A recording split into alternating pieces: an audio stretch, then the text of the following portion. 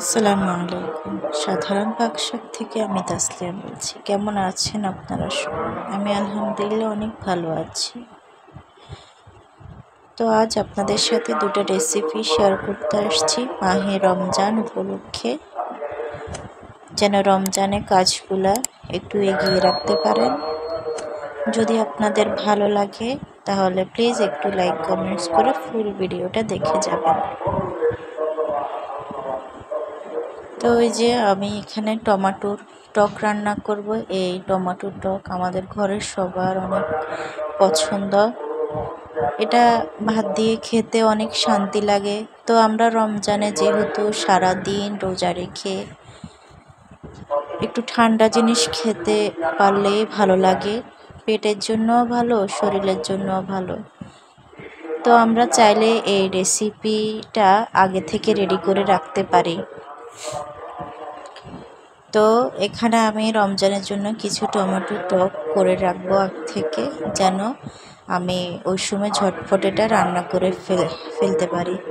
তো এখানে আমি কিউট করে টমেটো কেটে নিয়েছি, তার ভিতরে একটু পেঁয়াজ কুচি, কিছু আস্ত রসুন, কিছু বাটা রসুন, একটু শুকনো মরিচের গুঁড়ো, হলুদ সামান্য পরিমাণ দিয়েছিলাম, আর লবণ দিয়ে আমি ঢেকে বসিয়ে দিব। এটা যদি আমরা আগে থেকে রেডি করে রাখি, এটা ডিপ ফ্রিজে রাখা লাগে। যখন রান্না করবেন তখন আধা ঘন্টা আগে বের করে রাখবেন। জাস্ট একটুখানি নিয়ে পানির সাথে মিক্স করে আপনি জাল করে নেবেন, তারপরে বাগারটা দিলে হয়ে যাবে। তো আমাদের অল্প কিছুক্ষণের ভিতরে যদি একটা রেসিপি হয়ে যায় তাহলে আমাদের ভালো না? মাহে রমজানের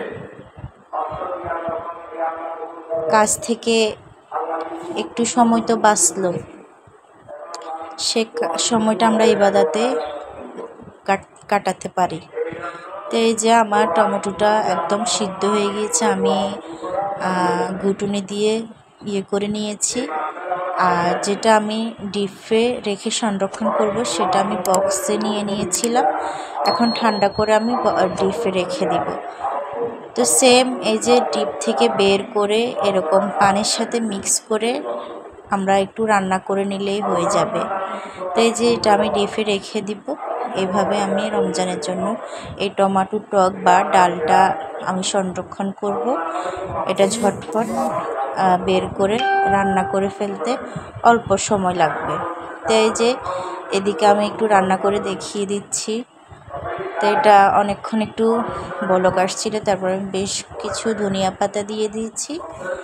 এটার টেস্ট অনেক ভালো, অনেক মজা, শরীরের জন্য অনেক ভালো। আপনারা খেয়ে দেখবেন। আর রমজান এটা খেয়ে রোজা রাখলে অনেক শান্তি লাগে। তো এই যে একটু পেঁয়াজ রসুন বাগার দিয়ে দিয়েছি। তো এটা খুবই টেস্ট, আপনারা ট্রাই করতে পারেন, নিরাশ হবেন না। আমাদের ঘরের সবাই এই টকটা খুবই পছন্দ করে। তো টক অনেক রকমের রান্না করা যায়, আমার থেকে বেশি এই টকটাই ভালো লাগে। তা আপনারা চাইলে এই রেসিপিটা করতে পারেন। তো সবার কাছে আবার একটু অনুরোধ করে নিব আমার ফুল ভিডিওটা দেখে যাওয়ার। আর যারা এই পর্যন্ত আসছো তোমাদেরকে অসংখ্য ধন্যবাদ। আর যারা নতুন আসছো আমার চ্যানেলটা প্লিজ সাবস্ক্রাইব করে যাবে। তো আমি দ্বিতীয় রেসিপিটা শুরু করতেছি। তো এই যে এখানে ডাল, আর একটা জিনিস হচ্ছে ডাল, সবারই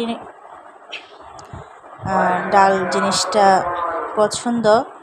তো রমজানে যদি একটু ঝোল হয় বা ডাল থাকে একটু তরকারির সাথে, রমজানে ঝোল তরকারি কোনো এত ভালো লাগে না, একটু শুকনো তরকারি আর সাথে একটু ডাল হলে এটাই ভালো। তো এই যে আমি এই ডালটা টকটা আমি রমজানের আগে একটু রেডি করে রাখি, কারণ আমাদের প্রত্যেক দিন ডাল লাগে, তাই আমি একটু আগে থেকে রেডি করে রাখছি। তো এই যে আমি আজকে মসুর ডালটা এভাবে রান্না করে আপনাদের সাথে শেয়ার করতেছি। এটা আমার শাশুড়ি মার থেকে শেখা। তো এই যে তেলে পেঁয়াজ ভেজে একটু মরিচ দিয়ে দিব, একটু রসুন, হলুদ গুঁড়ো দিয়ে এগুলো একটু ভেজে নিব। ভেজে তারপরে ডালটা দিয়ে আমি একটু ভেজে তারপরে পানি দিয়ে দিব। তো এটাও সেম আপনারা সিদ্ধ হওয়ার পরে গুঁড়ে বক্স করে ঠান্ডা করে ফ্রিজে রেখে সংরক্ষণ করতে পারবেন। টেস্ট, স্বাদ সব কিছু একই রকম থাকে। আপনারা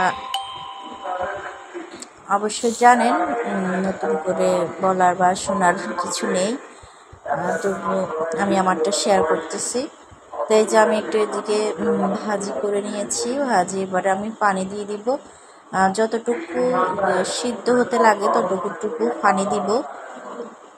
তো যখন এই ডালটা আপনারা রান্না করবেন তখন শুধু ডিপ থেকে বের করে নর্মাল হলে একটু নিয়ে নেবেন, নিয়ে পানির সাথে মিক্স করে জাল করে নেবেন, ব্যাস তাতেই হয়ে যাবে। তো মাহে রমজানের কাজগুলো যদি আগে থেকে আমরা একটু গুছিয়ে রাখতে পারি তাহলে রমজানে আমাদের একটুখানি সময় বাঁচবে। আর সেটা আমরা আসলে দিনে তো কাজে কাজে সময় চলে যায়, আর কোরআন শরীফ তেলাওয়াত করাটা বেশি হয় না। তো দিনের কাজগুলো যদি আমরা একটু আগে করে রাখতে পারি তাহলে দিনে আমরা কোরআন শরীফ পড়ার দিকে একটু মন দিতে পারি। তো এই আর কি। তো এই যে আমার ডালগুলো সিদ্ধ হয়ে গিয়েছে, আমি এবার ঘুটনি দিয়ে ঘুটে নিয়েছি। এবার আমি যেটা রাখবো ফ্রিজে ওটা আমি নিয়ে নিব। তো এই যে এটা আমি নিয়ে নিয়েছি, এবার ঠান্ডা করে আমি ফ্রিজে রেখে দিব। যখন ইচ্ছে হবে বের করে শুধু একটু নিয়ে পানির সাথে মিক্স করে রান্না করে দিব, বেশ তাহলেই হয়ে যাবে। তো এই যে এদিকে একটু রান্না করে দেখিয়ে দিচ্ছি। তো একটুর ভিতরে আমি জাস্ট পানি দিয়ে এবার ভালো করে ফুটিয়ে নিব। ফুটিয়ে তারপরে আপনার বাগার, ধনিয়া পাতা এগুলো দিয়ে নামাই ফেললেই হবে। অল্প সময়ের ভিতরে জটখাট রেসিপিটা রেডি হয়ে যায়। আর প্রত্যেক দিন ডাল ধোয়া লাগে না, সিদ্ধ করা লাগে না, একেবারে করে রেখে দিলে প্রত্যেক দিন একটু একটু করে রান্না করা যায়। তা আমি জানি না আমার রেসিপিগুলো কার থেকে কীরকম লেগেছে। আমার থেকে এটা সহজ হয় তাই আমি এরকম করি। তো আমার ভুল ত্রুটিগুলো সবাই ক্ষমা দৃষ্টিতে দেখবেন। সবাইকে রোজার অনেক অনেক শুভেচ্ছা। সবার যেন ভালোময় রোজা কাটুক। সবাই সবার জন্য দোয়া করবেন। তো অন্যদিন অন্য ভিডিও নিয়ে আসবো। আজ এই পর্যন্ত। ভালো থাকবেন আপনারা সবাই। যারা তখন আমার সাথে ছিলেন অসংখ্য ধন্যবাদ। আল্লাহ হাফেজ।